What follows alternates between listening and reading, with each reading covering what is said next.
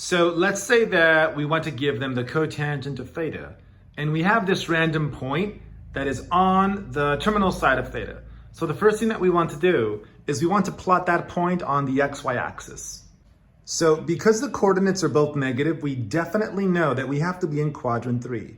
And based on that discussion we had that one day, we know that triangles, the right triangles in quadrant 3, have to look like this. And the x and y coordinates have been labeled.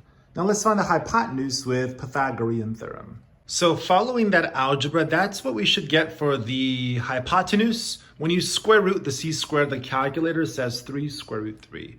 And that of course goes in for the hypotenuse, which is always positive. And then we can make our labels. We know that theta is right here, and that this is the hypotenuse. And from theta, if you go directly across, that's your opposite, which means up here, that would be the adjacent. So I think now the model is fully labeled, and now we can give them the goal, which was cotangent of theta up here above.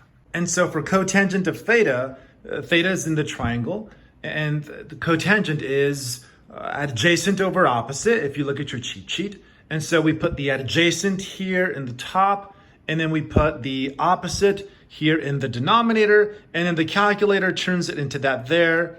And that would be the finished result for this random example.